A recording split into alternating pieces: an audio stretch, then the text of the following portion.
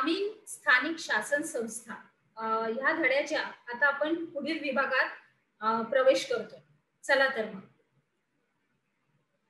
तर आता आपण बघूया जिल्हा परिषद आणि त्याचे पदाधिकारी यांचा संपूर्ण कामाचा आढावा. तर जिल्हा परिषदेसाठी कशा रीतीने तिची परिषद असते, तर प्रत्येक जिल्ह्यासाठी ही एक परिषद असते, प्रत्येक जिल्हा. तर आता आपल्या महाराष्ट्रात एकूण किती जिल्हे आहेत ते आपल्याला पहिल्यांदा बघायला पाहिजे. तर एकंदर जिल्ह्यांची संख्या ही 36 आहे. किती? 36. त्यातील फक्त 34च जिल्हा परिषदेमध्ये समाविष्ट केलेले आहेत. आणि त्याचं कारण आहे की मुंबई जे हे शहर आहे ते ह्याच्यामध्ये समाविष्ट केले गेलेलं नाहीये जिल्हा परिषदेमध्ये, कारण ते हे फार मोठं उपनगर आहे, एक मोठं शहर आहे. त्याच्यामुळं त्याचं समाविष्टीकरण हे त्या ग्रामीण विभागामध्ये होत नाही. म्हणून त्याच्यासाठी मुंबई शहराला जिल्हा परिषद ही नाही. त्याच्यानंतर ह्या जिल्हा परिषदेची निवडणूक कशा रीतीने होते, तर दर 5 वर्षांनी होते.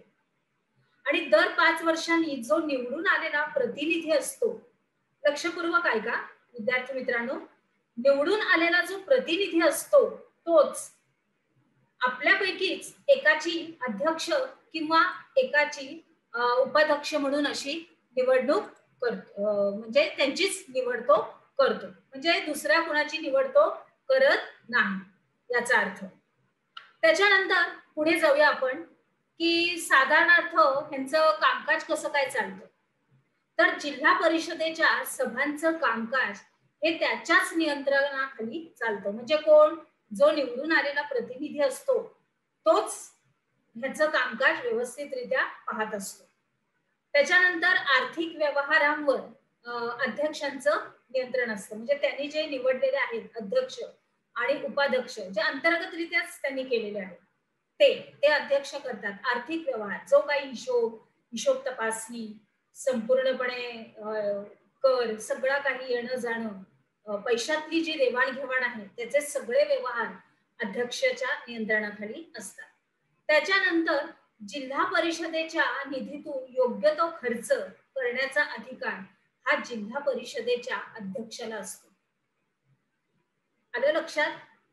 तोच संपूर्णपणे हिशोबाचं काम ठेवतो, म्हणजेच आर्थिक व्यवहार तोच सांभाळतो अध्यक्ष, आणि त्यालाच ती परवानगी आहे की तो निधीतून योग्य तो खर्च, फक्त मी परत बोलते, योग्य तो खर्च जो आपल्या विकासासाठी लोकांच्या कल्याणार्थ जो वापरला जावा तो खर्च तो फक्त त्याच्यातून काढून घेऊ शकतो आणि त्याचा व्यवस्थित सुउपयोग करून आपल्या माणसांच्या कल्याणासाठी वापरायला त्याला संपूर्णपणे परवानगी आहे.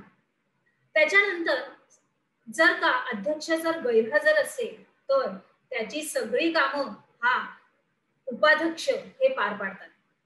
अंतर्गत संपूर्णपणे ह्यांची निवड झालेली असते. आलं लक्षात? आता थोडीशी कारभार कसा चालतो त्याच्याविषयी आपण थोडक्यात माहिती बघूया. जिल्हा परिषदेचा कारभार हा विविध समित्यांमार्फत चालवला जातो. बघा, जिल्हा परिषद म्हणजे संपूर्ण जिल्ह्याची जबाबदारी. मग त्याच्यासाठी फक्त अध्यक्ष तर आहे, उपाध्यक्ष पण आहे, परंतु काही समित्या पण त्याच्यासाठी त्यांना म्हणजे नेमाव्या लागतात. कारण संपूर्णपणे जिल्ह्याचा आराखडा त्यांना व्यवस्थित देऊन त्यांचा हिशोब सुद्धा त्यांना ठेवावा लागतो.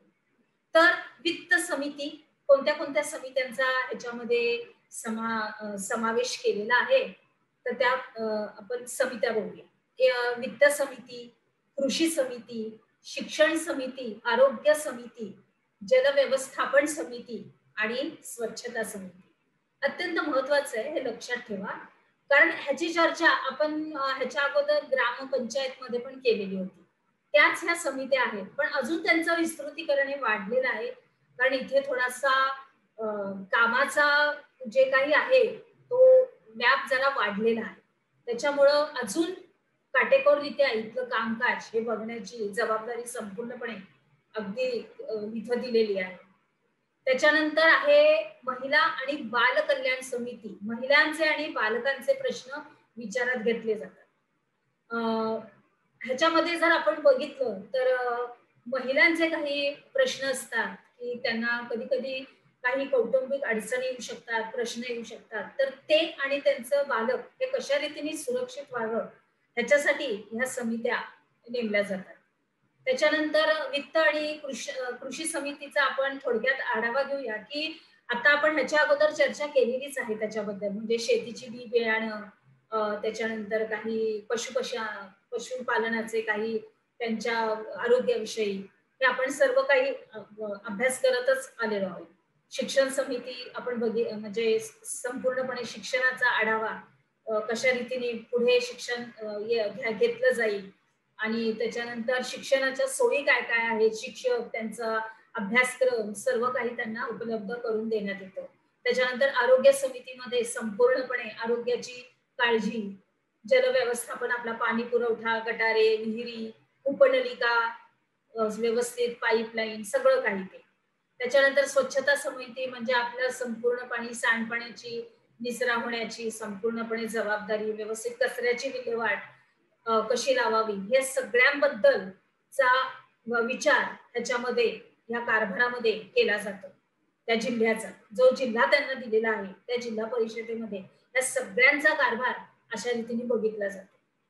त्याच्यानंतर आता पुढे जाऊया. पुढे आहे मुख्य कार्यकारी अधिकारी.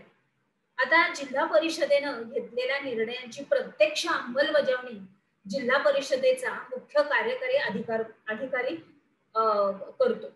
जो काही त्यांच्यावर नेमलेला आहे मुख्य कार्यकारी अधिकारी या जिल्हा परिषदेवर, ते जे काही निर्णय घेतले किंवा काही अंमलबजावणी केली गेलेली आहे, काही उदाहरणार्थ दिलं तर तुमच्या लक्षात येईल चांगलंच की काही गटारांची व्यवस्थित सोय केलेली आहे, गटारावरती झाकण झाकलं गेलेलं आहे आणि सांडपाणी अजून व्यवस्थितरित्या पूर्णपणे बाहेरच्या आपल्या गावाच्या बाहेर जाईल अशी सगळी व्यवस्था केलेली आहे. तर त्याच्यामध्ये ही जी व्यवस्था केलेली आहे त्याची नीट पाहणी करणं, त्यांचं कशा रीतीने ते सांडपाणी योग्यरित्या त्यांचं निर्मूलन होतंय की नाही ते बघणं, हे या मुख्य कार्यकारी अधिकाऱ्याचं काम आहे आणि त्याची नेमणूक ही राज्य शासन करते.